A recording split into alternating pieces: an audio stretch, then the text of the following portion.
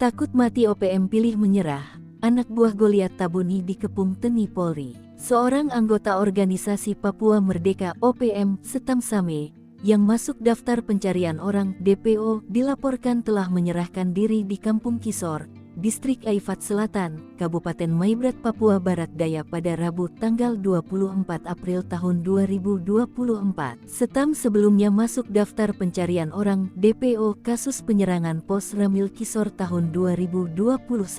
Penyerangan itu dulu dilakukan OPM kelompok Goliat Tabuni, diduga dilakukan oleh sekitar 50 orang yang mengakibatkan 4 personel TNI Angkatan Darat gugur. Penyerahan diri tersebut bermula dari adanya informasi masyarakat bahwa ada 2 orang anggota OPM yang berada di Kampung Roma dan Kampung Tolak. Satu di antaranya, yakni Setam, tengah dalam kondisi sakit. Menindaklanjuti informasi itu, Satgas Pamtas Kewilayahan Yunif 133 YS memerintahkan 2 tim mobile melaksanakan patroli pengintaian di Kampung Roma dan Tolak untuk mendapatkan keterangan terkait keberadaan 2 orang anggota OPM tersebut. Kemudian pada Rabu tanggal 24 April tahun 2024 pukul 6 waktu Indonesia Timur, Setam Same menyerahkan diri dengan mendatangi Kepala Distrik dan Kadis Pertanahan yang berdomisili di Kampung Kisor. Ia menyerahkan diri untuk mencari perlindungan dan bergabung kembali ke dalam NKRI. Namun 1 orang anggota OPM lainnya,